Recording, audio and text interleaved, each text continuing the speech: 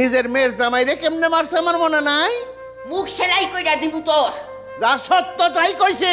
আমি আসতেছি বাবা তোমার কাছে, আমি আসতেছি।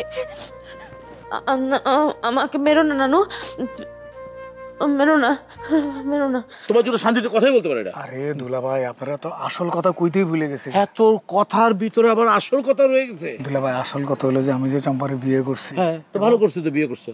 আর ওইটার লাগে তো আমি কালার হয়ে রইছি। কি কালার? আর কি করতে চম্পার সাথে কি করতে? চম্পার লগে তো আমি এখনো বাসর ঘর করতেই পারি না। চম্পার লগে তো আমি বাসর, ও সরি, আস্তাগফিরুল্লাহ। শুনেন দুলা ভাই, তুমি বাসর করবা? বাসর ঘর করতেই পারি না, ঠিক আছে? তো আমি ভাবছিলাম সবকিছু ম্যানেজ কইরা আমারে খুশি কইরা তারপর আমি চম্পারে আবার ঘরে তুলব, বাসর ঘর করব। এখন আপনি যে টাকাটা নিয়েছেন এর লাগে তো আমি আরো কালার হয়ে গেছে। আমার সামনে তো যাইতে পারুম না, বাসর ঘর করতে হইব না আমার। বাসর ঘর না করলে হয় না?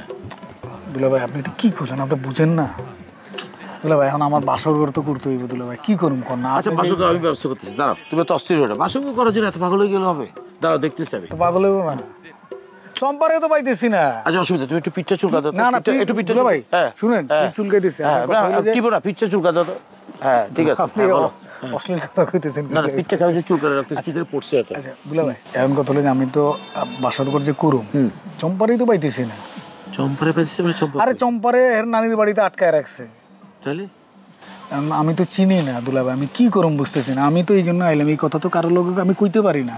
আচ্ছা ঠিক আছে, আপনার লগে কমু না শালা দুলা ভাইয়ের আলাপ ছিল। আমরা গাটলা বসে, তবু যে বড় গাটলাটা আছে দিঘির পারে, গাটলা বসে এই ব্যাপারে ডিসকাস করব না দুলা ভাই। গাটলাই কি লেগে বসবেন, আশেপাশের লোকজন শুনবেন না। আপনি কোন না দুলা ভাই, কি করুম কোন না দুলা ভাই, আমার তো ভালো লাগতেছে না দুলা ভাই, আমার রাইতো ঘুম হইতেছে না দুলা ভাই। আচ্ছা, আমার একটু সময় দাও, আমি 5-10 মিনিট তোমার জানাই, একটু সময় দুলা দাও। ভাই চম্পারে, ঠিক আছে, দেখতেছি। দুলা ভাই চম্পারে যাবেন বাসর। আচ্ছা, আমি দেখতেছি। এত অস্থির হবে একটা মানুষের। দুলা ভাই, এই দুলা ভাই,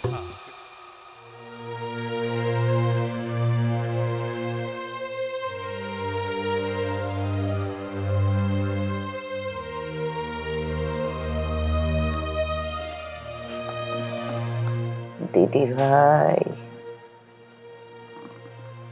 ও দিদি ভাই,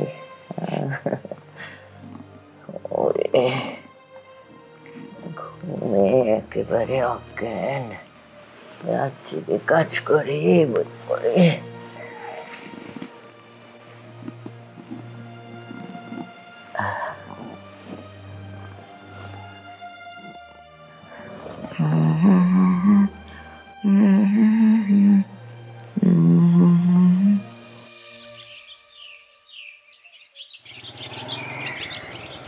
কাকা আসসালামু আলাইকুম। ওয়ালাইকুম আসসালাম। কিরে, কেমন আছস? এই তো কাকা ভালো আছি, আপনি কেমন আছেন? ভালো। মোটরসাইকেল কার? আব্বাই কিনা দিছে। ও, তোমার আব্বাই মোটরসাইকেল কিনে দিছে? আর অনেক কিছু কিনা দিছে, কিন্তু আপনি বিদেশ থেকে আসার পর থেকে আর কিছুই দেয় না। মা কেমন আছে? মা অনেক কষ্টে আছে। কেন কষ্ট থাকবো কেন? তোর মা নাকি বিয়ে করছে? কি কন কাকা এইসব? মাই বিয়ে করতে যাইবো কেন? তোর বাবা যদি একটা বিয়ে করতে পারে, তাহলে তোর মা বিয়ে করতে পারে না? পড়ালেখা করস? পড়ালেখা চলতেছিল, এখন করতে পারি না, অনেক টাকা বাকি পড়ে গেছে গা। ও, তখন কি করস? এখন চিন্তাই করি। কি করস? একটা দিয়া অলক্ষণীয় কথা কস, আবার সেটা গর্ব করে কইতেছ আমি চিন্তাই করি। এই শোন, এই অবস্থায় কোনো সময় আমার বাড়ির দিকে আসবে না, আমি যাতে তোর না দেখি, ঠিক আছে? কাকা, আমার একটু ইটালি নিয়ে যাবেন? ইটালি নিয়ে যাবেন? এটা সস্তা না। ইটালি কি করবেন? চুরি করবেন?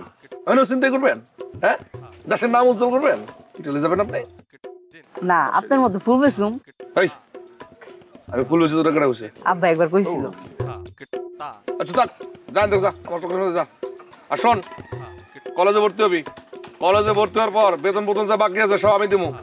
লেখাপড়া করে যদি মানুষের মানুষ হতে পারোস, তাহলে ইটালি কেন অনেক দেশে নিতে পারবো। যান থেকে, ঠিক আছে যা। আসসালামু আলাইকুম কাকা, আল্লাহ আপনার বাসায় রাখুক।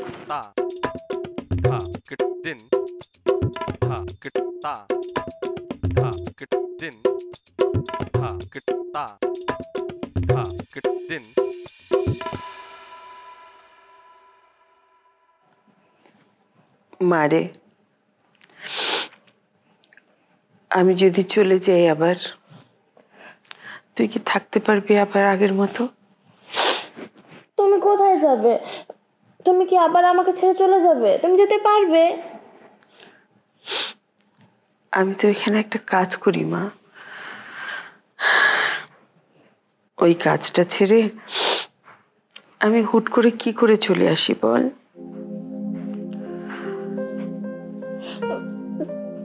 তোমাকে নানু পারমিশন দিবে যেতে? সেটাও ঠিক, মার কথার উপরে তো আর কথা বলতে পারি না, কিন্তু তোর হায়ার এডুকেশনের জন্য তোকে তো ঢাকায় যেতেই হবে। ভেবেছি তখন মা আর মেয়ে দুজনে মিলে একটা বাড়ি ভাড়া করে থাকবো। মা, তুমি তো ছোটবেলা থেকে আমার কাছে থাকো নাই, কিন্তু মা আমি তোমাকে কষ্ট দেওয়ার মতো কোনো কাজ করব না। বিশ্বাস করো মা, আমি এমন কোনো কাজ করব না যাতে তুমি কষ্ট পাও। আমি জানি রে মা, আমি জানি। আমি আসলে এখন আর কোনো কষ্ট পাই না, পাথরের মতো হয়ে গেছি আমি। আমার কষ্টগুলো এখন আর বাইরে বের করতে পারি না। মা, আমি তোমাকে কোথাও যেতে দেব না। আর ছোটবেলা থেকে আমি এখানে বড় হয়েছি, শৈশবের কত স্মৃতি এখানে। আমারও তো অনেক স্মৃতি এখানে, ছোটবেলার স্মৃতি। কেউ কি ভুলতে পারে? আমিও ভুলতে পারিনি কিছু। তুমি চিন্তা করো না, সব ঠিক হয়ে যাবে। কিন্তু আমি তোমাকে কোথাও যেতে দেবো না, আমাকে ছেড়ে কোথাও না। এখন ঘুমা মা, নিশ্চিন্তে মারবো কি ঘুমা।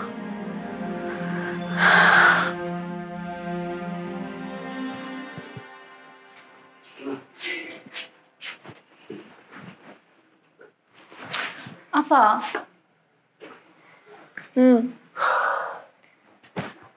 তুমি তো জানোই আমি একটা ছেলের লগে প্রেম করতাম। কি? তুমি তো জানোই আমি একটা ছেলের লগে প্রেম করতাম। তো এখন ও না বিয়ের খবরটা জানছে, রাগারাগি করতেছে। তোর সাহস তো কম না? তোর বিয়ে আমরা ঠিক করছি, এখন ভালো ঘরে সম্বন্ধ ঠিক করছি, আর তুই কি কইলি একজনের সাথে সম্পর্ক ছিল? যত রকমের সম্পর্ক ছিল সমস্ত সম্পর্ক শেষ। যা যা করছিস আগে করছিস, ওইগুলো জানি আর জীবনে কোনোদিন না শুনি। ঠিক আছে, যা ফোনটা নিয়ে, ফোনটা থেকে ওই পোলারে এখনই ব্লক করবি। আফা থাক না, কিছু হইব না, আমি তো তার লগে বাইরে যাবো না, খালি একটু কথা কমু, কোনো সমস্যা নাই। সমস্যা আছে, ওই সমস্যা থেকে এই যে এত সুন্দর একটা পাত্র পাইছি আমরা, টাকা পয়সাওয়ালা, এটা কিন্তু হাতছাড়া হয়ে যাইব গা।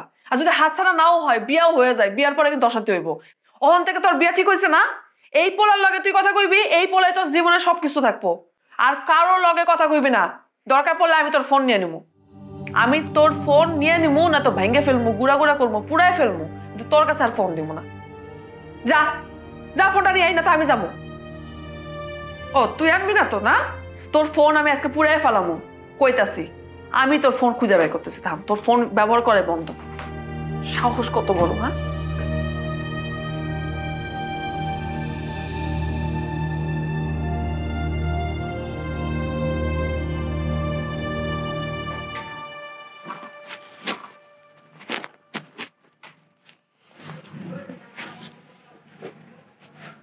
আপনি একটু ওঠেন, বিছনাটা ঠিক করে দিচ্ছি। আমি এখান থেকে উঠতে পারবো না। এই সেটটা করে ফেলছি, রানীমা কইছে এই পুরো বিছনা ঠিক করতে হবে। আপনি কাজ করেন নাই, সোফার মধ্যে পড়েন, আমি 2 মিনিটে বিছনাটা ঠিক করে চলে যেতেছি। দেখতে পারছো না আমি এখানে পড়াশোনা করছি? আপনি বুঝতে পারতেছেন না কিসের জন্য? রানীমা এসে যদি দেখে আমি বিছনাটা ভাঁজ করি নাই, তাহলে কিন্তু আমার খুব বকাঝকা করবে। আপনি ওঠেন, আমি বিছনাটা ভাঁজ করি, আমার অনেক কাজ আছে, আপনি একটু ওঠেন প্লিজ। আরে আপনি না উঠলে আমি কেমনে বিছনা ভাঁজ করুম? রানীমা বলছে বিছনা ভাঁজ করে নিচে যাইতে, অনেক কাজ আছে, আপনি নামেন। আরে কি কি শুরু করছেন আপনি? আমি বাঘ না ভাল্লুক, তোমাকে খেয়ে ফেলবো না, তো মোছরামুছরি কেন করতেছো? বসো। বাঘ ভাল্লুক না, আপনি হাত ধরতেছেন, কেউ দেখলে কিন্তু আবার মাইনা ফেলবে। বসো।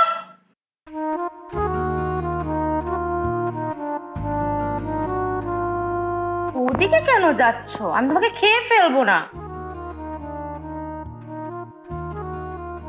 আচ্ছা আমাকে না এই জিনিসটা বুঝাই দাও তো। মানে এটার জন্য তো অন্য বুঝাও। আচ্ছা এটা হচ্ছে এক্সারসাইজ সেলফ স্টাডি আর কি। এর মধ্যে কয়েকটা কোশ্চেন থাকে, যেমন 4টি জটিল লবণ। সিরাজ,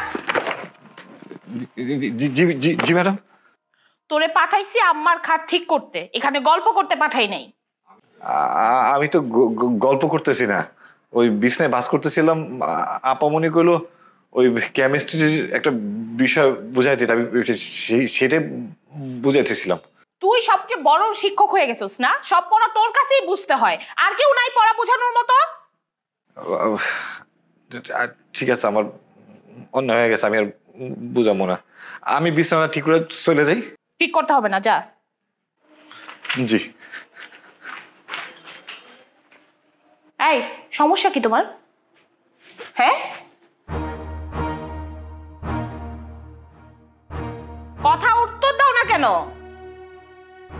তুমি চোখ কি অন্য জায়গায় রেখে আসছো? আমার চোখ আমি অন্য কোথাও রেখে আসি নাই। তোমার জ্ঞান বুদ্ধি কি তুমি অন্য কোথাও রেখে আসছো? বাড়ির চাকরকে তুমি আম্মার খাটে বসাও কার সাহসে? নানুর খাটে না আমি চাকরকে এমনি এমনি বসাই নেই। এটা কি দেখতে পাইছো? তোমার বই বুঝার দরকার হলে তুমি টিচারের কাছে বুঝবা, বলবা 100টা টিচার রেখে দিব, ওর কাছে তোমার পড়া বুঝতে হবে। মামি সবসময় চিল্লাইও না তো, মানে চিল্লাইতে চিল্লাইতে তোমার একটা অভ্যাস হয়ে গেছে। মানে কথার প্রথমেও চিল্লাও, কথা শেষেও চিল্লাও। কয়দিন পরে না ঝগড়াটা না। তুমি তো বেয়াদব হয়ে আসছো। তোমার মা আসছে না, তোমার মার কাছে আমি তোমার নামে বিচার দিতেছি। দাঁড়াও দাঁড়াও, বিচারটা তোমার।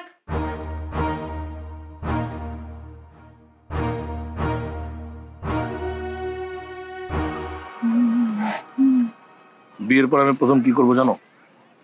কি করবে? আমি তোমার দাদিমার কাছে সামনে গিয়ে দাঁড়াবো, ওনার দোয়া নিব। সরি, আমি কখনো তোমাকে এটা সাপোর্ট করব না। কেন? আমি যাব না। কিন্তু আমি যাব। আমি দেখাতে চাই এবং আপনাকে বলতে চাই যে আপনার নাতনিকে বিয়ে করে প্রথম আমি আপনার দোয়া নেওয়ার জন্য এখানে আসছি। প্রত্যেকটা মানুষের জীবনে এমন কিছু স্পেশাল ডে থাকে যেগুলো সে হোল লাইফ ধরে চেরিশ করে, কখনো সেই দিনটা ভুলতে পারে না। ডেফিনেটলি তোমার আমার জীবনে আমাদের বিয়েটা এরকম একটা স্পেশাল ডে। আমি চাই না আমাদের বিয়ের দিনে তোমার লাইফে এমন কোনো স্মৃতি তৈরি হোক যেটা তুমি কোনোদিনও ভুলতে পারবে না।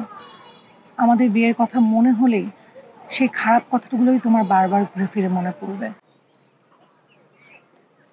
এটা যেমন তোমার কথা, আমারও একটা কথা আছে। বলো। অবশ্যই মানুষের জীবনে স্পেশাল মোমেন্টস মানুষ ভুলতে পারে না, কিন্তু এমনও তো হতে পারে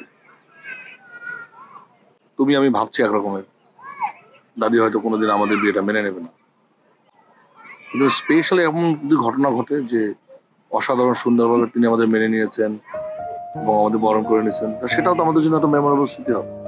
ট্রাস্ট মি, যদি এরকম কিছু হতো সবচেয়ে বেশি খুশি আমি হতাম। কিন্তু এটা আমার দাদু, আমার দাদুকে তুমি আমার থেকে ভালো করে চেনো না।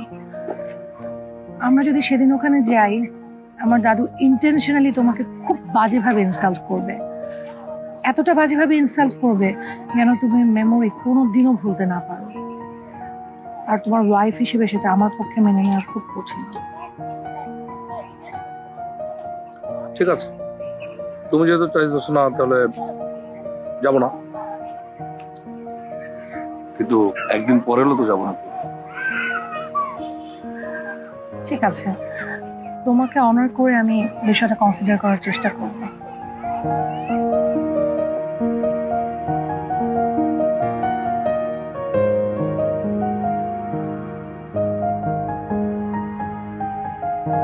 হ্যাঁ মা, কি অবস্থা বলো?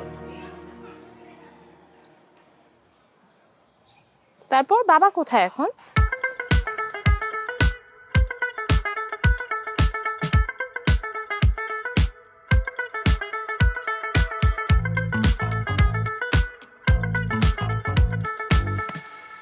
আসসালামু আলাইকুম আন্টি। ও ফোনে কথা বলতেছেন? ঠিক আছে, ফোনে কথা বলে নেন। মা একটু রাখো তো, পরে ফোন দিই তোমাকে। এই আন্টি মানে? আন্টি কি? আমাকে কি তোমার আন্টি মনে হয়? বাবারে আপনারা বড় বাড়ি মানুষ, তাহলে আর কি বলবো বলেন? আর আমি তো মাহিয়ার সাথে পড়াশোনা করি। তাই তুই মাহিয়ার সাথে পড়স মানে? তোর বয়স কত? তুই কি আদু ভাই? মাহিয়া তো তোর থেকে অনেক ছোট, তুই মাহিয়ার সাথে পড়স কেমনে? ও এই কথা। আর আপনাদের এই বাড়ির পুকুর, বাগান, আর এই বড় বাড়ির মেয়েরা তো অনেক সুন্দর। আর আপনি তো মানে ইয়াংকালে অনেক সুন্দর ছিলেন। কি ইয়াং ছিলাম মানে? তুই কি বলতে চাস? আমার কি বয়স হয়ে গেছে? হ্যাঁ, আমার এখনো বাচ্চা কাচ্চাও হয় নাই, তুই বলতে চাস কি আমি বুড়ি হয়ে গেছি? কাছে না আপনি মারবেন। কাছে আইতে কইছি, কাছে আয়। না না আপনি মারবেন। মারমু না, কাছে আয়। শিওর বলেন।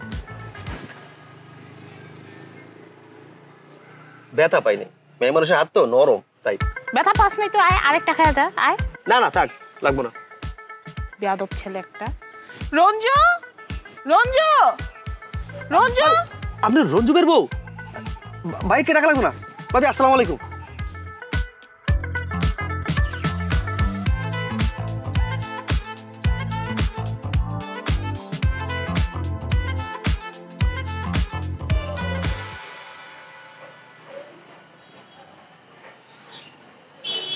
দিদি ভাই আয় আয়, আমার কাছে একটু আয় না। এত দূরে দূরে থাকিস কেন আজকাল? আয়, কোলে বস, ছোটবেলার মতন আমার কোলে বস। আয় আয়, বসে পড় এখানে। বুড়ো হয়েছি তো কি হয়েছে? তোর কি হয়েছে রে দিদি ভাই? আগের মতন আমার কানের মধ্যে কিচির মিচির করিস না, কেমন একটা গোপন গোপন ভাব। হ্যাঁ, কি হয়েছে? কিছু হয় না নানু। বল না, আমি তো দেখতে পাই তুই কেমন আলমোনা থাকিস।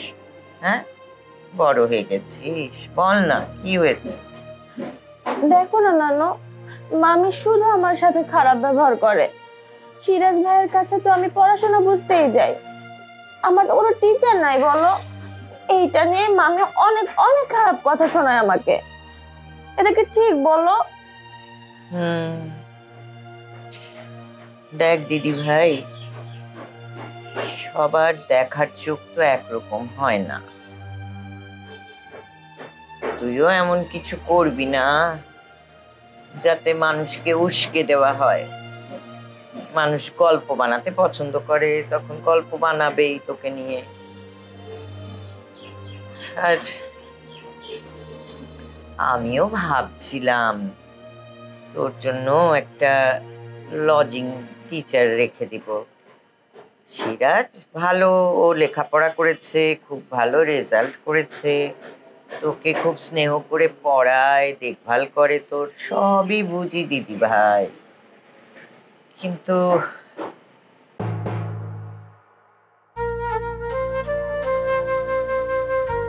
এই তো কিছুদিন পরই তো তুই আর মতি নানা বিয়ে করবি।